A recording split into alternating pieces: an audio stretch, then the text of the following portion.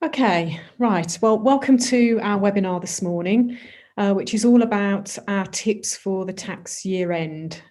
So we're heading now towards the 5th of April. I'm delighted to say we're joined today by Jyoti and Anelia from Grunberg Co. So Jyoti is our tax manager and Anelia is assistant manager. And they're going to share this presentation between them and deliver what I know will be a very informative set of content. We are recording this webinar, so we'll make this available on our website later on today. And we do have time, hopefully at the end, for questions and answers. So if you're familiar with Zoom, click on the Q&A button on your Zoom toolbar. That will open up the ability for you to be able to put questions forward to our team here, and we'll try and answer as many of those live before we finish today.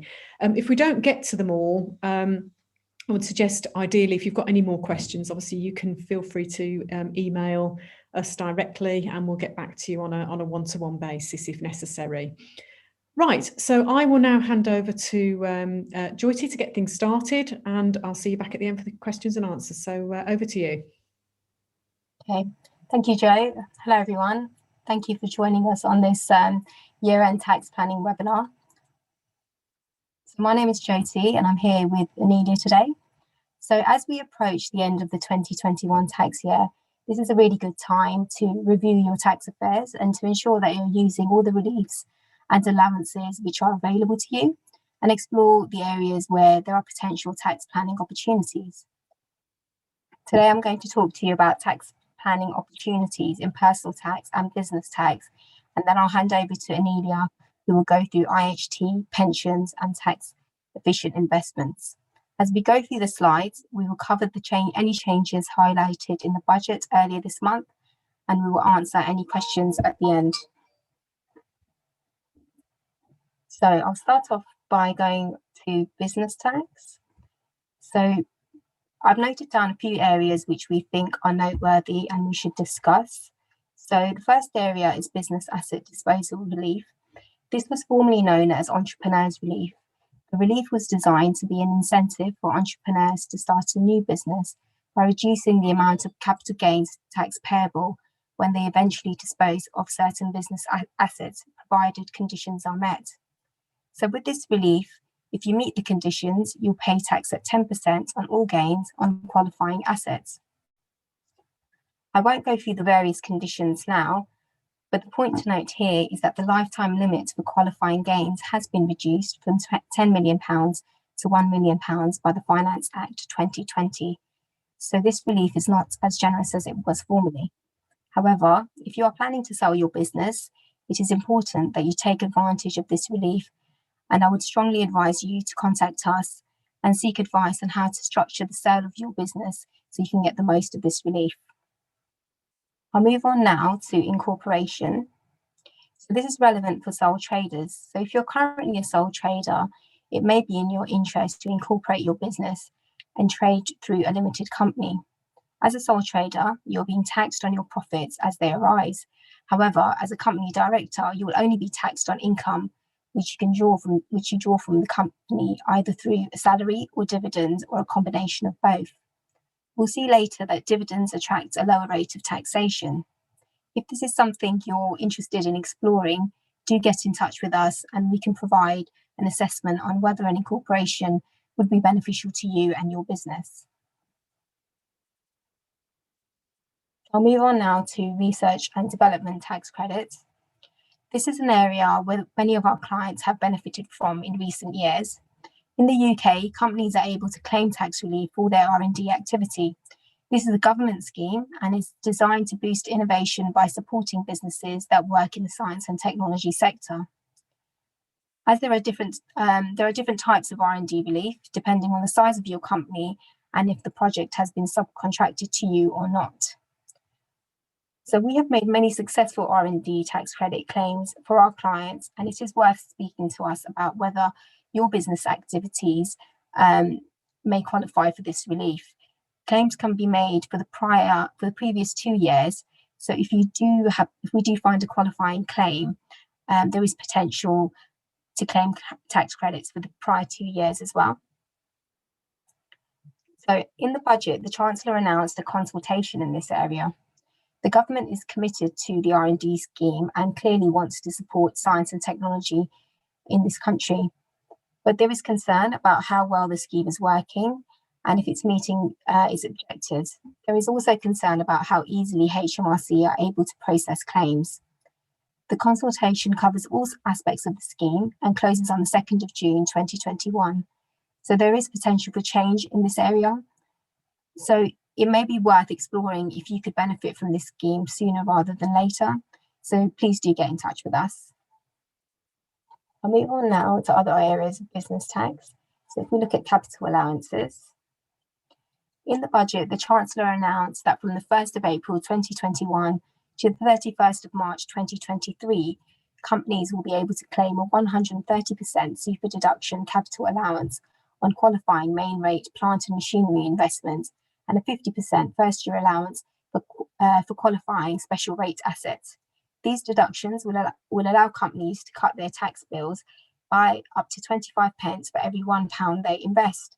So this is a big incentive for companies to start spending on capital expenditure sooner rather than later. However, when we look into the detail, there are restrictions, and I'll go through some of these now. Firstly, the relief only applies to companies, not sole traders, partnerships, or limited liability partnerships. That perhaps appears harsh for unincorporated businesses, but they can still benefit from the £1 million 100% annual investment allowance.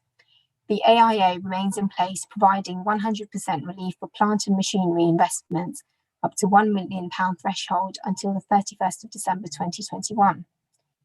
The other restriction is that the relief is only applies to new and unused assets, not second-hand assets.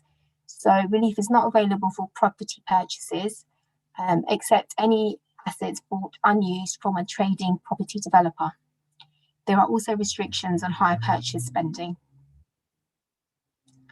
Finally, the measures have a strict end date for expenditure incurred up to 31st of March 2023. But in practice, they have a floating start date because expenditure must be after 1st of April 2021 and the contract must be entered into from 3rd of March 2021, which was budget day. You need to be careful here because if you've committed to a contract before the 3rd of March, you'll not be eligible for this relief, regardless of when the unconditional obligation to pay arises. So although this support is welcome, we need to look into the detail. And if you have any questions in this area, please do get in contact with us. Okay, I'll move on now to corporation tax. Before the budget, there was much speculation about where tax rises would come from. We now know that the Chancellor has increased the corporation tax rate from 19% to 25% from April 2023. This is a huge revenue raiser for the government and estimated to raise £50 billion. However, it will have no or limited effect on the majority of small businesses because rates will remain at 19% where profits are below £50,000 for the year and between 19 and 25% where profits are between £50,000 and £250,000. So this tapered approach is welcome and good news for small businesses. So I'll move on to talk about the other big announcement in the budget. The Chancellor announced help for businesses that have incurred losses. This applies to sole traders and companies. So at present, a continuing business with a trade loss may carry back and offset the loss against trading profits for the previous 12 months. This will be extended to 3 years in certain circumstances. For companies, the extension applies to losses incurred in accounting periods between 1st of April 2020 and 31st of March 2022. For sole traders and partners, the loss must be incurred in tax years 2020-21 and 2021 and 2022. In all cases, there is a cap of £2 million for each relevant period. Provision will also be made to speed up claims for loss relief, allowing small claims to be made outside of the corporation tax return. This means that a business with losses capable of providing relief up to £200,000 may make a standalone claim without having to wait to submit its company tax return. This is more support for small business and I'm sure a welcome cash flow boost. So those were a few areas of business tax that we wanted to bring to your attention. I'm now going to move on to talk about personal tax.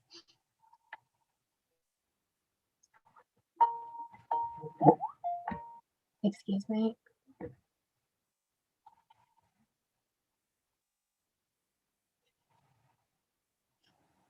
So in the budget earlier this month, the Chancellor announced a general freezing of allowances and thresholds for personal tax from 6th of April 2021 for the next 5 years. So if we run through some of these allowances, the personal allowance will be increased by a small amount of indexing to £12,570 for next year, and then increase and then frozen for 5 years. The higher rate threshold is to be increased to £50,270 from 6th of April 2021 and then frozen to April 2026. And the CGT annual exemption amount isn't actually going to be increased and will remain at £12,300, and again will be fixed until April 2026. The point to take from this is that as earnings increase, we're all going to be paying more tax. There are, however, there are still several ways to reduce your personal tax bill, and I will go through some of these now. So the first point I wanted to raise was about dividend taxation. Every individual gets a £2,000 dividend tax nil rate band. So make sure you're taking advantage of this. If you're a small business owner, have other family members who are shareholders in your company made use of the £2,000 dividend nil rate band, it may be worth giving them a dividend. As long as they have the reserves in the company, there will be no tax to pay on these dividends. You should note that the £2,000 allowance cannot be carried forward if it is not used, so don't waste it. So I move on to talk about salary versus benefits. Salary sacrifice can be an efficient way for you to make pension contributions and save tax. So let's say you are due a bonus from an employer. You could ask your employer to pay this into your pension, thereby reducing your overall salary. So you pay less tax and national insurance, and your employer saves on employers' national insurance contributions. So on the slides I've just highlighted, for a higher rate taxpayer, the tax saving would be 40%, and the employee's national insurance saving would be at 12%. So if I move on to talk about charitable donations, higher and additional rate taxpayers can claim back the difference between the basic rates claimed by the charity on their donation and the rate of tax they actually pay. So the higher rate taxpayers will be 20% of the gross donation, and for additional rate taxpayers, this will be 25% of the gross donation.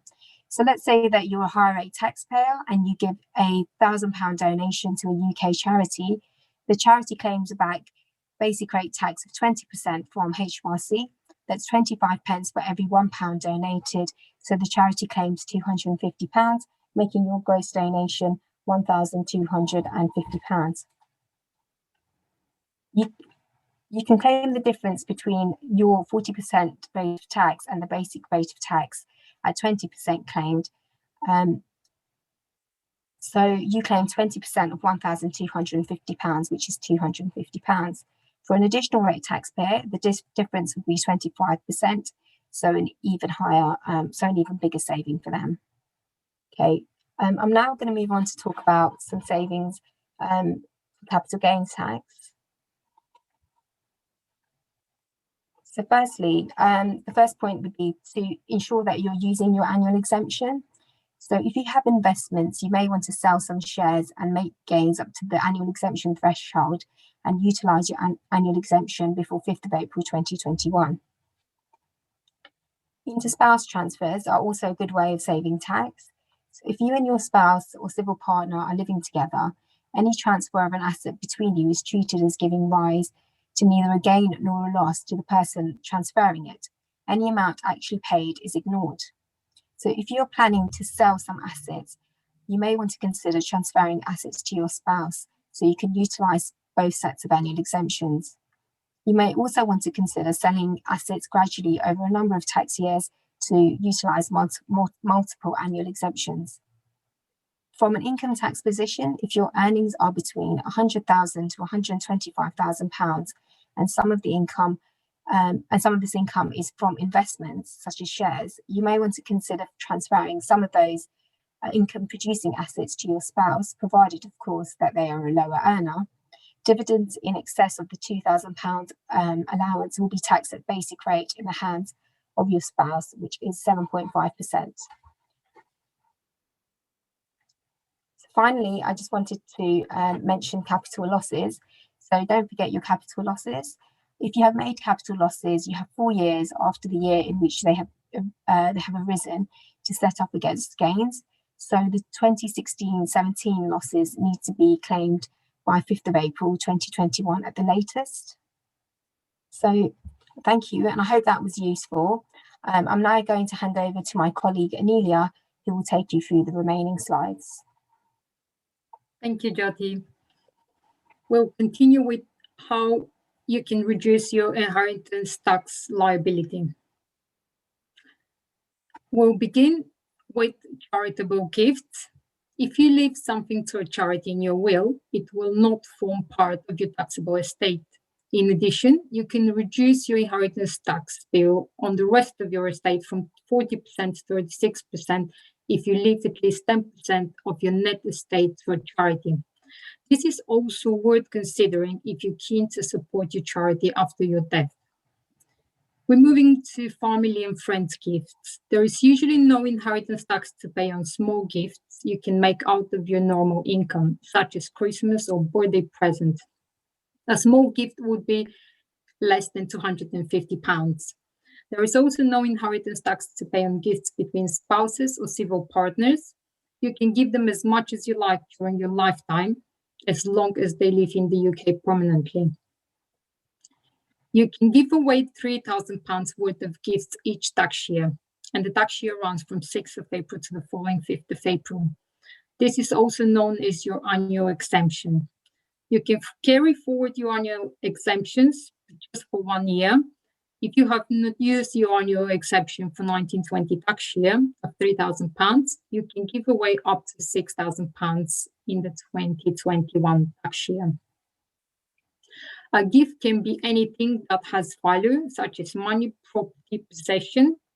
And in addition, each tax year, you can also give away presents, wedding or civil ceremony gifts of up to £1,000 per person, which increases to £2,500 for grandchild or great-grandchild and £5,000 for gift to a child.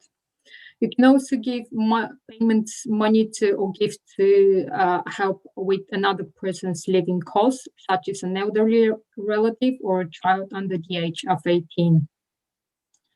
You can use more than one of these exemptions on the same person. For example, you can give your grandchild gifts for her birthday or his birthday and a wedding in the same tax year. Moving on to passing your pension. What happens to your pension when you die? Most pension options allow anyone to inherit your pension. They don't have to be your spouse or civil partner. So make sure your pension provider has up-to-date details of your beneficiaries. If you have more than one pension, then let all your providers know. Leaving cash behind. If you take your tax-free lump sum, but you don't use it before you die, i.e. you just leave it in your bank account, it becomes part of your estate. It then forms part of everything you own and all your money when you die.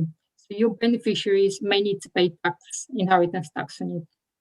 The same rule applies if you take the whole pot out in one go or in chunks, but you don't use it before you die. So you can leave your pension behind and you can pass on your pension tax-free on death, provided that the pension remains in the pension pot on your death and you were under the age of 75 and your beneficiaries take out the pension within 2 years. If you were the age of 75 or older, then your beneficiaries will pay tax at their marginal rates of tax when they take out the pension.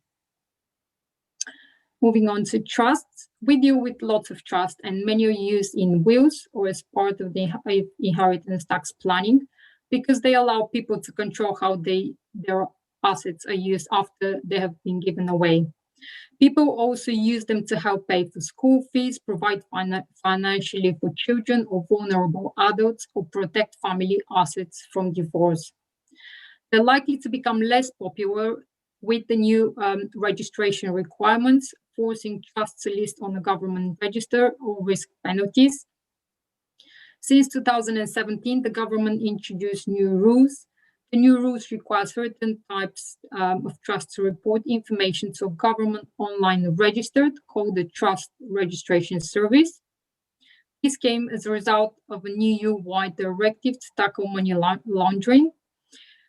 To comply with the new rules, all UK registered trusts that had to pay tax liabilities such as capital gains tax, inheritance tax, income tax were required to register and report to the register. Non-UK trusts that were liable to UK tax had to also register using the Trust Registration Service. From October 2020, HM Revenue and Customs extended the new rules, and the existing trusts that are registered were required to provide additional information about the beneficial owners, and all UK Express trusts had to register regardless of whether the trustee incurred one of the taxes specified above, unless specifically exempt. We're now moving on to pension. Here I need to mention that we can only give tax advice on investment, but we cannot give investment advice. For investment advice, you need to contact your financial advisor, or if you don't have financial advisor, you can get in touch with the Grunberg Wealth team. Anyone, including children, can make annual net contribution of £2,880 per year, or 3,600 gross, regardless of whether they have any earnings. This is to encourage individuals to make pensions for their retirement, to make pension provisions for their retirement. Pension contribution is a tax-efficient way of reducing your tax liability. The maximum contribution to a pension scheme that the taxpayer can obtain relief for in any tax year is 100% of their relevant earnings. Pension contributions made to employees by an employer are also tax-efficient, allowing the employer to claim business deduction for the contribution. If an employer makes a contribution to an employee's pension scheme, this is a tax-free benefit for the employee. The member is not entitled to any further tax relief in respect of these same pension contributions. Employer contributions are not restricted by the net relevant earnings limit. However, employer contributions do need to be considered for the purposes of the annual allowance. The pension contribution in a tax year is compared to the annual allowance in order to limit the amount of the tax advantage. If contributions exceed the annual allowance for the tax year, a charge to tax will arise on the excess. Your pension annual allowance for the 2021 tax year is £40,000. An individual annual allowance for a tax year is increased by any unused annual allowances of the previous 3 tax years. Pension must be made on or before 5th of April 2021 to be able to obtain relief for the 2021 tax year. Any unused annual allowance can be carried forward from a tax year, provided that the individual is a member of a registered pension scheme in that year, even if no contributions were made in that year.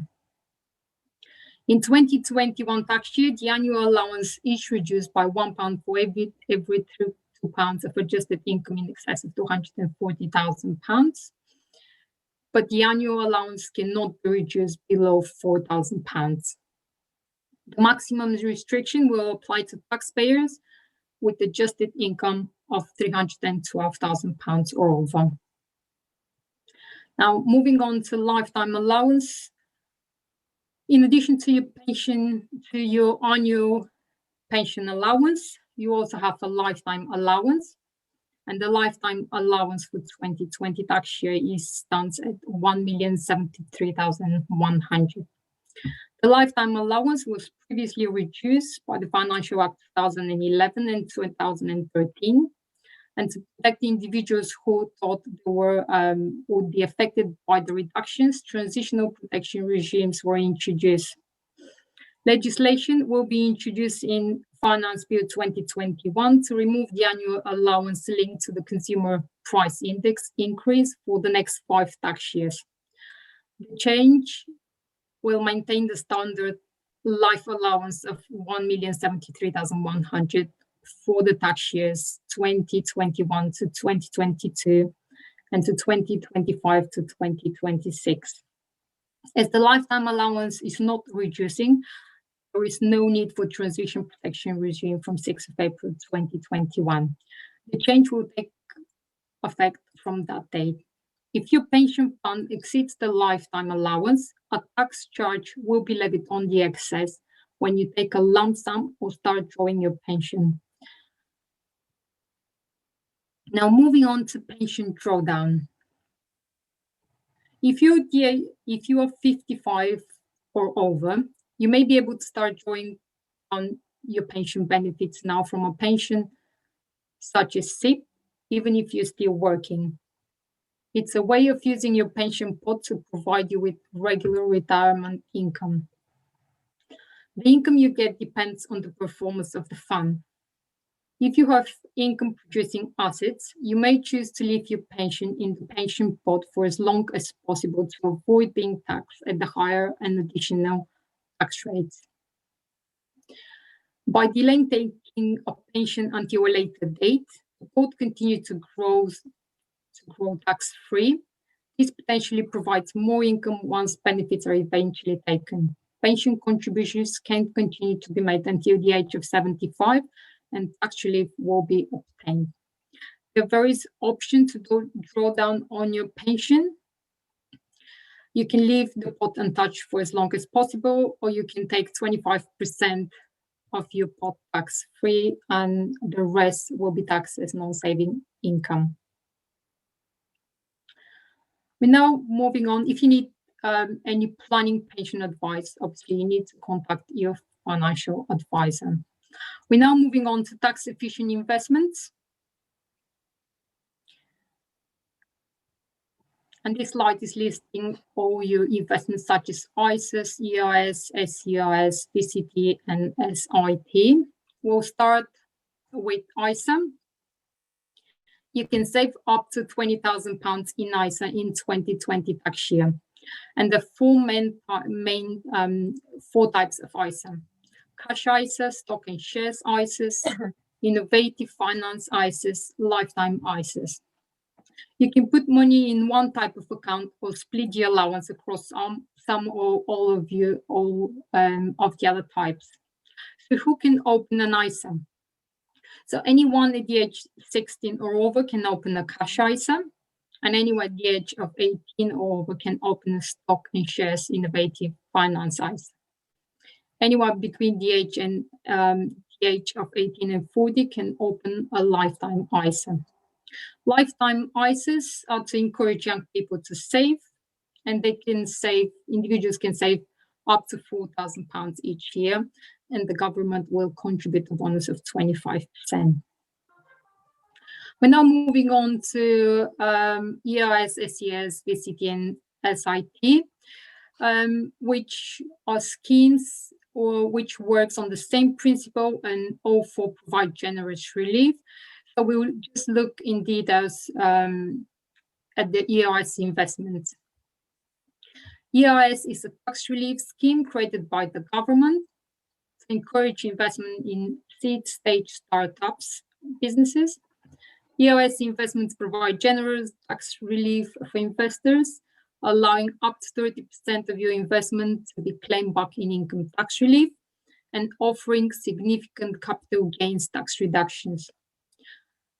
Small startup private companies are risky, and they're significantly more likely to fail when compared to larger, more established firms. EIS qualifying company will either prove successful where the investor receives a high return, or if the investment fails, the investor will walk away with a loss and initial income tax relief. Income tax relief is 30% on your investment into 2021 tax year and is subject to qualifying criteria. The maximum investment is 1 million, and the investment can also be carried back to the previous tax year, provided that the allowance in that year is not used. If the shares are held for more than 3 years, when the shares are sold, there is no capital gains tax to pay. EOS losses are also useful because they can be set against capital gains tax or income. We're looking ahead, and we'll start with the changes of payroll working rules, also known as R35. So what is R35? The rules apply where an individual, also called worker, performs services to another person, the client, and the services are provided under a contract between the client and the worker, involving the use of a third party, such as intermediary, such as personal service company. The government announced that the off-payroll working rules will be introduced from 1st of April 2021 and will not be delayed any further. They were initially due to take effect on 6th of April 2020, but were delayed by 1 year. HM Revenue and Customs have confirmed that they will focus on ensuring compliance with the new rules rather than investigating past arrangements. So currently, in the private sector, the personal service company will decide for itself whether R35 rules apply. The rules will affect end clients that are medium and large-sized businesses, such as bank, who will be responsible for the assessment of the employment status of their workers, and they must account for POE as well as primary and secondary national insurance. If your client determines that the rules apply to your engagement with that client, they will give you a status determination statement, which will explain their decision. They may also ask you to provide some additional information to help them make their determination. If your client determines that the contract is inside R35 rules, you're employed for tax purposes, and your client or an agency will deduct national insurance and POE before they pay you. If they determine that your contract is outside the off-payroll working rules, then you're self-employed for tax purposes, and your limited company or other intermediary will continue to receive payments gross. And obviously, they will remain responsible for meeting the tax obligation for that income. We're moving on to domestic reverse charge for VAT for construction businesses, which took effect on 1st of March 2021. Those working in the UK construction industry might have to handle and pay VAT in a different way following the introduction of the new VAT reverse charge system. We have done a webinar on the new rules. So if you're affected by the new rules and you're not clear how to apply them, please go to our website and search for our VAT reverse charge webinar. We're moving on to making tax digital for VAT. Period starting on or after 5th of April 2021, where digital links needs to be in place. So the soft landing period for digital links began for VAT periods starting on or after 1st of April 2019, and will end for VAT periods starting on or after 1st of April 2021. So what is digital link? Once the data has been entered into a software used to keep and maintain digital records, any further transfer, capture, or modification of data must be done using digital links. Each piece of software must digitally link to another piece of software to create a digital journey. And moving on to deferral of VAT from 20th of March to 30th of June 2020 can now be paid in up to 11 installments from April 2021 To use the facilities, you need to register using the online government website. You can also make payments. You can make the deferred VAT in full anytime before 1st of March 2021. Or if you prefer to join the VAT deferral on your payment scheme, and the online service will be open between 23rd of March 2021 and 21st of June 2021. If businesses are not able to register using the online facilities, then they can contact HM Revenue and Customs on the helpline, and the Revenue will help them register for the online facilities over the phone. And this is the end of our webinar. Thank you very much. And we're moving now to questions and answers. That's great. Well, thank you very much, Jyoti and Anelia. That was extremely informative. We do have quite a few questions coming in, so let me start those off. If you could just put your videos on, thank you. Right, so we've got the first question, which is, will there still be a benefit in taking dividends when the corporation tax rate increases to 25%? Hi, Joe. Sorry, here we go. Sorry about that. Video's back on. Okay. So sorry, Joe. Would you mind just repeating that once again? I didn't quite. Yeah, cool. Yeah, no problem. So the question was, will there still be a benefit in taking dividends when corporation tax rate increases to 25%? Okay, so I think this is referring to the corporation tax, whether incorporation will still be beneficial. So I think it's difficult to answer that without knowing each individual circumstances. So as part of our assessment, we would look at the individual's income, all their sources of income, and then see whether the personal allowance has been utilised. And if it has been utilised, then it may still be beneficial to trade through a limited company, just so you can avoid the higher rate and additional rate of taxes. But yeah, I would suggest, if you could pass me the details, then we can give the individual a full answer. Okay, fair enough. And another question here, what's the tax penalty if one exceeds their pension pot of the 1.073 million? So the penalty will depend on whether you take a lump sum out of your pension pot, and if you take a lump sum, it's 55% tax. If you take regular pension payments out of your pot, it's only 25%. So it's less, the charge is lower if you take regular pension payments out. Okay. And I'll stick to that theme at the moment. So there's a question here from Andrew. Thank you, Andrew. Can the pension lifetime allowance be exceeded without a tax charge after the age of 75? Well, I think you're not allowed to contribute after the age of 75. So it's going to be judged on your pension contribution prior turning 75. Okay. And we have another question just come in here from Lawrence, which is, I have a salary income this year of 14,000 and dividends of 56,000. If I pay 12,000 into my pension, will that reduce the tax liability on the dividends by reducing my salary on the tax return?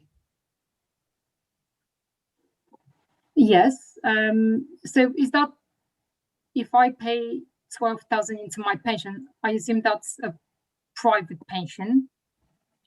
So yes, it will reduce because before pension contribution, some of the tax on the £56,000 dividend will be taxable at 32.5%, i.e. higher rate tax. But the contribution to the personal pension scheme will extend the basic rate band, which means that most of your income, so the salary and dividends, will be taxable at basic rate tax. So the answer is yes. will reduce the liability on the dividend. It will reduce the tax liability. Yes. Yeah. Okay. All right. Perfect. Thank you. Okay, we've got a thank you from Lawrence, so thank you very much for that. Okay. Okay, well, I think we're just about to run out of time now. So that's all the questions that we've got in so far. As I mentioned right at the beginning, we are making a recording of this available on the website later today. But if you do have any more questions relating to the topics that we've discussed today, please do get in touch via the website. We'll be happy to pass your questions over to Jyoti and Anelia to answer if there's anything that you think of post this. Just remains for me to say thank you very much for attending. Thank you very much to our speakers, and we look forward to our next one. Thank you, Jo. Thank you. Thanks, everyone.